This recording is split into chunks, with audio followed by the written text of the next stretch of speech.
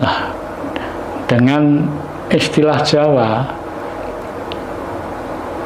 tahun baru itu memaknai kehidupan, membarui apa yang masih salah, kita koreksi diri, bukan ngoreksi orang lain.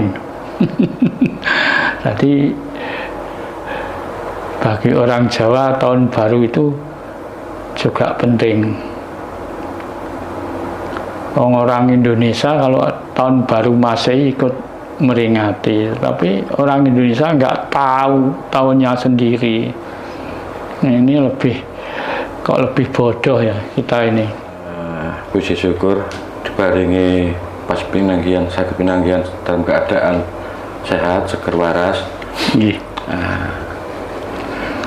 Pada kesempatan kali ini mungkin tema obrolan kita, karena ini menjelang akhir tahun, saya ingin menggali mungkin makna pergantian tahun itu seperti apa dalam versi Jawanya, karena kita kan selama ini tahunya itu pergantian tahun itu seperti mungkin hanya bakar-bakar ikan pas malam tahun baru, minum-minum, ngumpul. Nah, ini ku pripun Mbak, monggo dijelaskan. Nggih.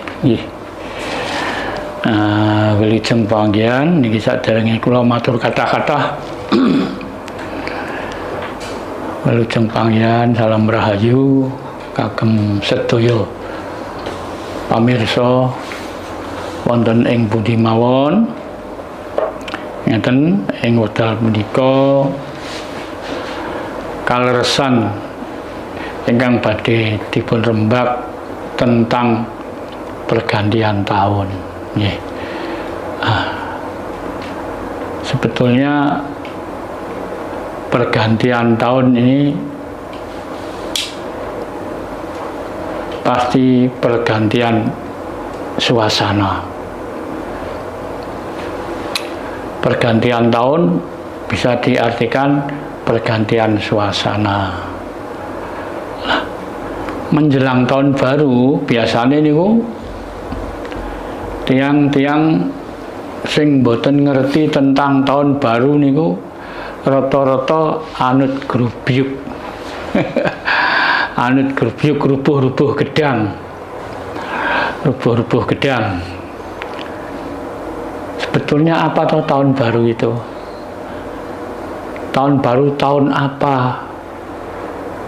Padahal di Indonesia ini ada beberapa tahun yang berlaku di Indonesia.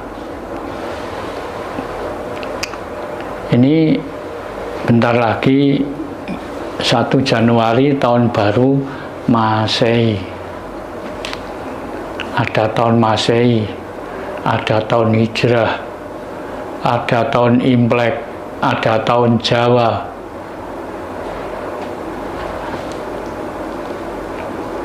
Dan banyak lagi. Kalau di Indonesia kalau nggak salah itu ada 6 tahun ini. Nah, pada umumnya 1 Januari pergantian tahun Masehi, rata-rata orang-orang ini banyak yang ikut-ikutan. Betulnya pergantian tahun, pergantian suasana. Kita selama setahun berusaha budidaya supaya luwih apik, semakin lama semakin mengarah ke kebenaran. Tapi banyak orang yang tidak tahu pergantian tahun itu untuk apa. Kalau bisa ya menggantikan suasana yang negatif jadi positif. Tadi kalau bisa kita ini selangkah lebih maju. Apa pergantian tahun Masehi, tahun Imlek, tahun apa itu kita punya pandangan masing-masing. Kalau orang Jawa ya tahun Jawa. Tahun Jawa itu tahun Indonesia, tahun Nusantara. Banyak orang Jawa tapi nggak ngerti tahun Jawa. Dari pergantian tahun tidak hanya disambut dengan wah rame-rame, nyambut dengan kembang api, masak-masakan, minum-minuman, makan-makanan, pesta-pestaan. Ya nggak apa-apa itu kalau ada. Kalau nggak ada jangan dipaksakan. Kalau kita tahun baru Masehi kita ikut merayakan, tapi orang Indonesia banyak yang tidak tahu punya tahun sendiri. Tahun Indonesia itu adalah tahun Jawa namanya. Bukan hanya tahun Indonesia, tapi tahun Nusantara. Indonesia itu. Nah, tahun barunya kalau tahun Jawa, tahun baru ya 1 Syuro, bukan 1 Januari. Nah, pergantian tahun tentu saja kita harus koreksi diri. Mana yang tadinya belum baik harus dibenahi supaya menjadi baik. Jadi pergantian tahun ini untuk membenahi diri juga. Nah, kita di tahun yang baru nanti sebisa-bisa harus selangkah lebih maju daripada tahun yang lalu. Nah, dengan istilah Jawa, tahun baru itu memaknai kehidupan, membarui apa yang masih salah kita koreksi diri, bukan ngoreksi orang lain. Jadi bagi orang Jawa tahun baru itu juga penting. Orang Indonesia kalau tahun baru Masehi ikut meringati, tapi orang Indonesia nggak tahu tahunnya sendiri. Nah, ini kok lebih bodoh ya kita ini. Makanya kita jangan sampai bodoh-bodoh lah. Kalau kita bodoh ya dibodohi orang terus. Diajak meringati tahunnya orang asing, walaupun tidak diajak kadang-kadang ikut sendiri, ikut-ikutan. Wah, ada malam tahun baru Masehi ini betulnya yang di desa-desa ngumpul di kota, di alun-alun.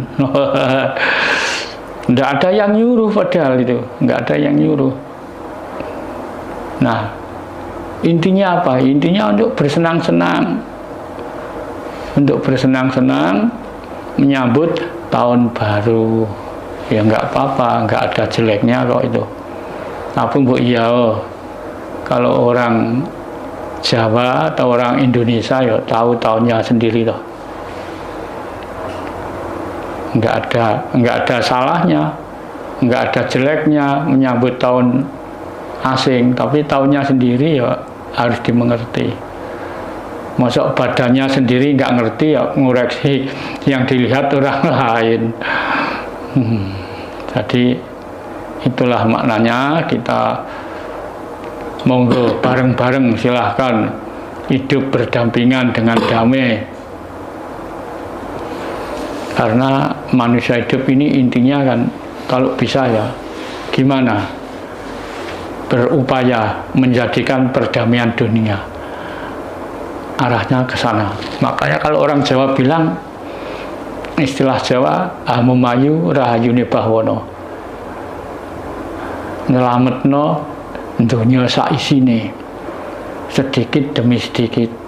Kita nggak bisa selalu bim salabim, nggak bisa. Kalau kita nggak mau bergerak ya nggak akan bisa. Masuk kita ini selalu menghormati miliknya orang lain aja, milik kita sendiri nggak tahu. Kalau kita rasakan bangsa kita ini selama ini kemunduran fisik dan kemunduran moral, sudah jelas ini tahun baru pemerintahan baru. Tapi selama ini kalau saya amati, kita masih tertinggal jauh. Semakin lama kok semakin nggak tahu jati diri. Ya, yang taunya orang asing dianggap miliknya, tapi yang miliknya sendiri nggak tahu. Ini tahun Masehi 2025 ya.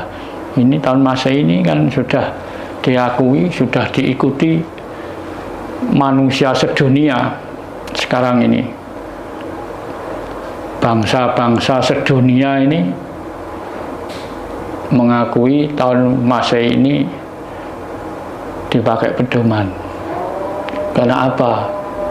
Contohnya tiap mulai tahun Masehi bulan 12 datangnya hujan.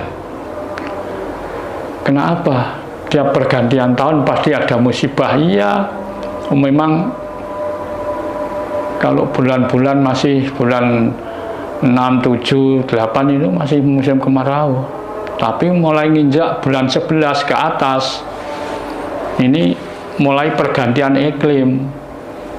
Padahal ini ya selamanya sudah ngerti, kenapa nggak dibenahi dulu. Misalnya sekarang ini bulan 12 musim hujan datang, nah pasti ada banjir. Ambok ya dibenahi yang misalnya rawan banjir mana ya.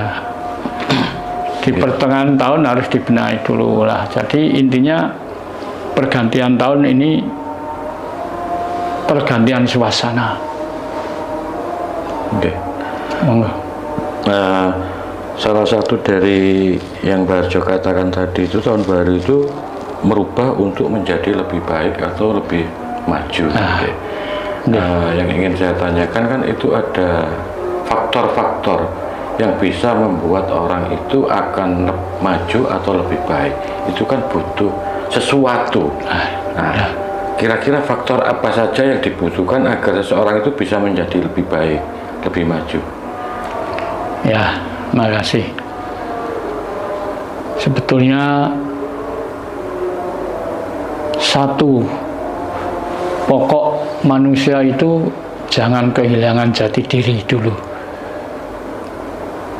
Satu pokok manusia, sebagai bangsa, jangan sampai kehilangan jati diri dulu. Kalau bangsa itu kehilangan jati diri, nanti ya yang untung bangsa asing di negeri kita. Coba sekarang bangsa kita Indonesia ini katanya zaman maju, yang maju apanya? Tapi ternyata jati dirinya banyak orang yang nggak tahu. Iya. Dianggap maju. Loh, zaman sudah teknologi canggih kok jati diri aja nggak tahu. Malah yang dianggap jati dirinya itu yang miliknya orang asing. Nah, kalau manusia nggak tahu jati diri ya gimana? Selamanya ya ini diperalat orang lain. Pertama harus ngerti jati diri dan bisa mempertahankan jati diri. Ya, maju dan mundurnya negara atau bangsa itu kelihatan dari pengembangan budayanya masing-masing. Tiap negara punya budaya masing-masing kok. Kita Indonesia ya punya budaya Indonesia. Kalau di Indonesia nggak ada budayanya ya sudah berarti Indonesia itu sudah ambruk. Nah ini masih ada, masih banyak orang Indonesia tidak ngerti dasar kebangsaan, dasar negara. Masih banyak ini. Dianggap Indonesia itu jati dirinya agama, bukan. Indonesia itu Pancasila, bukan agama. Jadi semua agama itu bukan jati diri bangsa Indonesia. Tapi Indonesia tidak melarang agama. tapi tidak harus. Jangankan yang orang kecil, aparat negara, aparat pemerintah banyak yang tidak tahu kok itu. Terus mau kapan? Kalau berkata menyinggung agama ya, bicara nyenggol agama, dah takut orang itu. Karena apa? Kita bodoh. Sebetulnya kita ini bangsa yang masih bodoh. Betul itu, bangsa yang masih bodoh. Nah, bangsa yang masih bodoh ini martabatnya disuruh tinggi ya nggak bisa. Ya ini jadinya. Okay. Tahun Masehi ikut-ikutan meringati tahun baru. Nanti ada tahun Imlek nih gitu, ikut tahun Imlek. Ya nggak apa-apa. Silahkan meringati tahun Imlek yang menjadi penganut Konghucu. Nggak apa-apa lah, kita ikut nyambut ya nggak apa-apa kok. Tapi kita sebagai bangsa Indonesia ya harus tahu miliknya sendiri. Tiap ada tahun baru diikuti, tapi tahunnya sendiri nggak tahu. Masuk kita ini bangsa apa? Masuk punya kok nggak tahu. Nah, silahkan, monggo. Yang pengen ngerti, tanya. Okay. Ini masih terkait dengan pergantian tahun.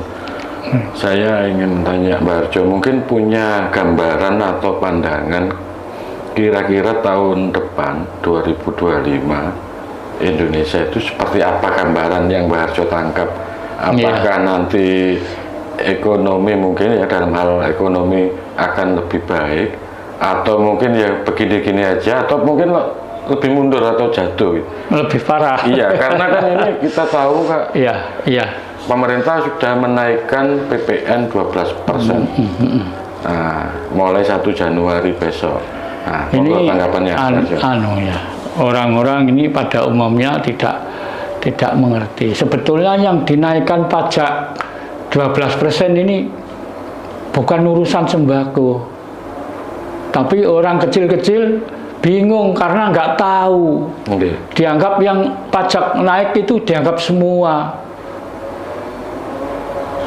Presiden kita sudah mengatakan yang naik itu pajak yang barang mewah, itu yang naik pajak 11% jadi 12% itu.